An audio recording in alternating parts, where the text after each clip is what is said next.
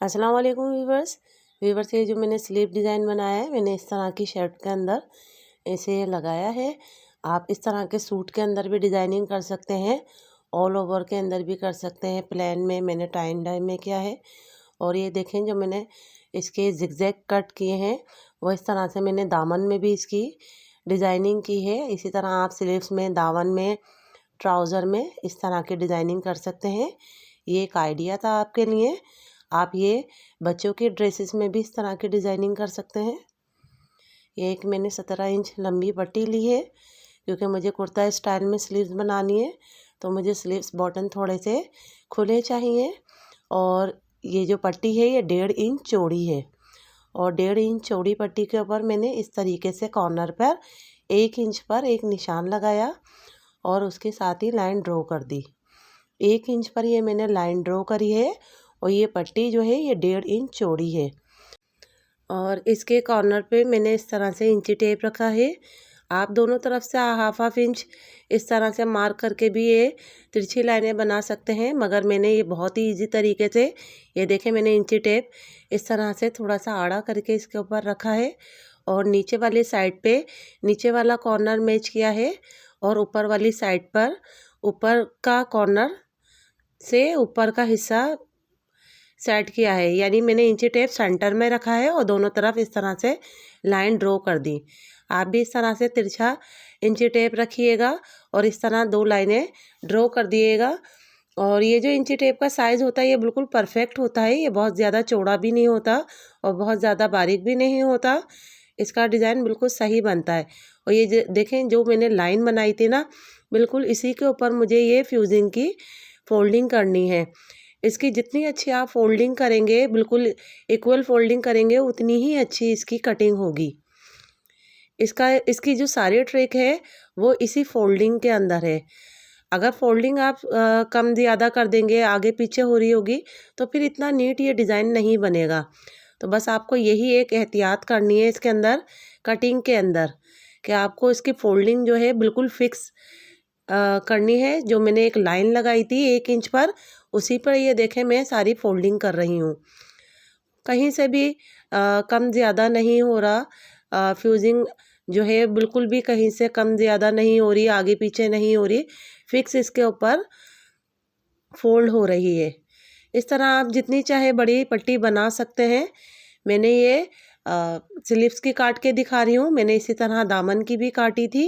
ये देखें, अब ये जो तिरछी 2 लाइनें लगाई हैं, इसी के ऊपर मैं कटिंग कर लूँगी।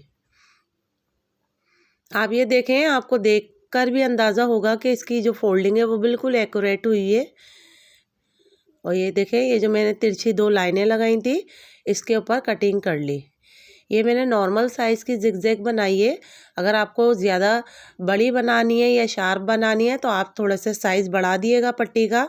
मैंने 1.5 इंच चौड़ी रखी थी, आप 2 इंच रख लिएगा, ये आपकी मर्ज़ी पर है। और ये देखें, इस तरह से जितना भी एक्स्ट्रा फैब्रिक था एक तरफ से मैंने सारा कट कर दिया, क्योंकि ये मैं बॉटम पर लगाऊंगी तो इसकी फोल्डिंग एक ही साइड मुझे करनी है। और इस तरह से करने के बाद जो इसका एक्स्ट्रा फैब्रिक है, सिर्फ उसके ऊपर मैं पानी लगा रही हूँ। ये कलफ का पानी है जो हम कपड़ों पे कलफ लगाते हैं कॉर्नफ्लोर वगैरह से। तो ये वो मैंने आधी प्याली के अंदर हाफ टी स्पून ये मैंने उसके अंदर घोल लिया था। और बस यही पानी जो है ये मैं लगा रही हूँ। इससे बहुत अच्छी फोल्डिंग हो जाती है और सिलाई के वक्त ओपन नहीं होगा। इसका काम बिल्कुल इसी तरीके से होता है जैसे हम UHU से करते हैं या ग्लू स्टिक से, तो बिल्कुल उसी तरीके से इसका काम होगा। और ये ट्रिक बहुत ही अच्छी थी। ये सेकंड ट्रिक थी इस डिज़ाइन की, जो बहुत ही हमें रीज़नेबल हो जाती है। ये इतना ज़्यादा एक्सपेंस हमारी सिलाई में नहीं आता। ये देखें, आधी प्याली या थोड़ा आधी प्याली से कम पानी है और उसमें मैंने हाफ टी स्पून कॉर्नफ्लोर जो था वो घोल लिया था। इस तरह से अब ये देखें, जो पानी मैंने लगाया है वो सिर्फ एक्स्ट्रा कपड़े पे लगाया है, फ्यूजिंग पे नहीं लगाया। क्योंकि अगर हम पूरी फ्यूजिंग पे लगा देते हैं तो फ्यूजिंग सॉफ्ट हो जाती है, फिर उसके इतने खूबसूरत कॉर्नर जो होते हैं वो फोल्ड नहीं होते हैं। तो आप भी कोशिश ये करिएगा किसी कॉटन पैड से या किसी भी कपड़े से थोड़ा सा आप कपड़ा लेके फोल्ड कर लें और इस तरीके से जहाँ कपड़े पे ज़रूरत हो वहीं ये पानी लगाएं, फ्यूजिंग पे पानी नहीं लगाइएगा। तो ये देखें इसके कॉर्नर इस तरीके से बहुत नीटली फोल्ड होंगे। इस डिज़ाइन की खूबसूरती इसी में ही है कि एक इसकी कटिंग बहुत ही अच्छी होनी चाहिए, दूसरी इसकी फोल्डिंग अच्छी होनी चाहिए। जब ये दो काम अच्छे होते हैं तो डिज़ाइन भी बहुत नीट बनता है। ये मैंने दूसरी पट्टी जिगजैग बनाई है, इसकी फोल्डिंग दोनों तरफ से की है, लेकिन तरीका फोल्ड करने का सेम है। ये देखें मैंने स्लीव्स के ऊपर ये बैक साइड के ऊपर लगाया है ये पैटर्न, और ये फोल्ड होकर फ्रंट साइड पर आ जाएगा। तो ये देखें बैक साइड के ऊपर इस तरह से मैं सिलाई कर रही हूँ। और ये सिलाई करने से पहले आप अच्छी तरीके से पिनअप कर लिएगा, क्योंकि अब ये छोटी छोटी टिप्स और ट्रिक होती हैं जिससे हमारा जो डिज़ाइन होता है वो बहुत नीटली बनता है। तो बस आप इस तरह से फोल्ड करें और इसके ऊपर इस तरह से सिलाई लगाएं। कोशिश करिएगा सिलाई जो है फ्यूजिंग के ऊपर नहीं चढ़े और बहुत ज़्यादा हटकर भी सिलाई नहीं करिएगा, साथ साथ सिलाई करिएगा, तो इससे ये डिज़ाइन बहुत ही अच्छा बनेगा। और उसके बाद हम इसे फ्रंट की तरफ फोल्ड कर लेंगे, पलट लेंगे। तो ये देखें एक्स्ट्रा जितना भी मार्जिन था, एक्स्ट्रा जितना भी कपड़ा था वो मैंने कट कर लिया। कट करने के बाद इसके अंदर मैंने डीप कट लगाए हैं, लेकिन डीप कट लगाते वक्त सिलाई का ख्याल करिएगा कि सिलाई नहीं कटे। और बस उसके बाद हम इसे फोल्ड कर लेंगे और फ्रंट पे फोल्ड करने के बाद इसके ऊपर हम सिलाई लगा लेंगे। आप भी किसी नोकदार चीज़ की मदद से, पेन, पेंसिल या किसी भी नोकदार चीज़ की मदद से इसे इसके कॉर्नर जो है वो बाहर निकालिएगा, लेकिन ये काम बहुत सॉफ्टली कीजिएगा, क्योंकि अक्सर ऐसा होता है हम पेन या पेंसिल से इस तरह का काम करते हैं तो वो सिलाई से ही बाहर आ जाता है। तो बस थोड़ा सॉफ्टली आप ये वर्क कीजिएगा। इस तरह से आप कलफ का पानी एक बार यूज़ करिएगा, आपको खुद अंदाज़ा होगा कि कितना अच्छा उसका वर्क हो जाता है और उसका कोई वाइट स्टैंड भी हमारे कपड़ों पे या डिज़ाइन पर नहीं आता है। ये देखें ये ट्रिक मुझे बहुत ही अच्छी लगी थी तो मैंने ये ट्रिक आपके साथ भी शेयर की है।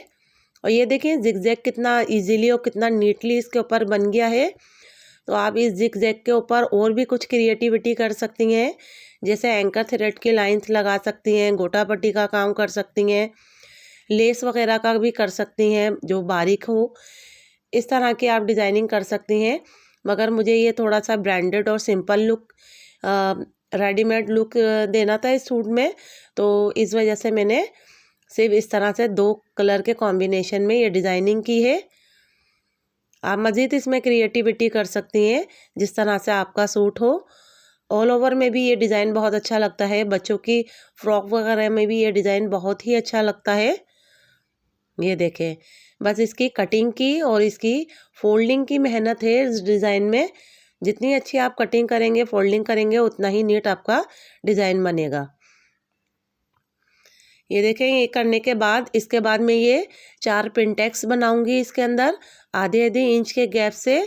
पहली पिनटेक्स मैंने 1 इंच के गैप से बनाई है, डिज़ाइन से 1 इंच के गैप पे, और बाकी जितनी भी पिनटेक्स हैं उनके दरमियान 1/2 इंच का डिस्टेंस है। तो अगर आपसे पिनटेक्स सीधी नहीं बनती है, जो बिगनर्स हैं, तो वो आयरन से पहले क्रीज बना लें और उसके बाद उस पर सिलाई लगाएंगे तो उनकी पिनटेक्स बिल्कुल सीधी बन जाएगी। मुझे एक्सपीरियंस है तो मैं बग़ैर क्रीज बनाए भी पिनटेक्स इजीली इस तरह से बना लेती हूँ। चलें जब तक एक पिनटेक्स बन रही है, अगर अभी तक आपने मेरा चैनल सब्सक्राइब नहीं किया है तो प्लीज़ सब्सक्राइब कीजिए, लाइक और शेयर कीजिए। और अगर कोई बात आपकी समझ में नहीं आई है तो आप कमेंट करके पूछ सकते हैं, मैं आपके हर कमेंट का जवाब देती हूँ। और एक लाइक ज़रूर कीजिएगा, क्योंकि आपके लाइक से हमारी बहुत हौसला अफजाई होती है और फिर हमारा मज़ीद दिल करता है अच्छी वीडियोस आपके लिए बनाने का। ये देखें ये दूसरी जिगजैग डिज़ाइन है जो मैंने दोनों तरफ से फोल्डिंग करी थी। फोल्डिंग करने का तरीका बिल्कुल सेम है। और इसको आप पहले डिज़ाइन को सेट कर लें कि आपको कहाँ लगाने हैं, उसके बाद आप इजी अपना वर्क करने के लिए UHU से पेस्ट कर लें या ग्लू स्टिक से पेस्ट कर लें, तो आपका वर्क बहुत इजी हो जाता है। ये देखें इस तरह से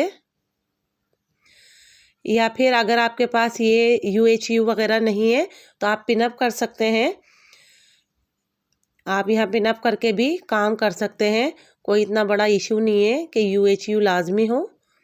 बस इस तरह से, जिस तरह से आपको इजी हो आप उस तरह से ये काम कर सकते हैं। ये देखें डिज़ाइन कितना ब्यूटीफुल बन रहा है।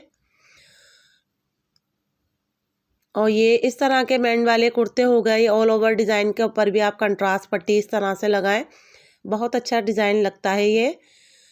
और इसकी ट्रिक मैं आपको सिखा चुकी हूँ, इसी तरह से आप फॉलो कीजिएगा बिल्कुल कटिंग और पेस्टिंग में, तो आपका डिज़ाइन भी इंशाल्लाह बहुत ही अच्छा बनेगा, बहुत नीट बनेगा।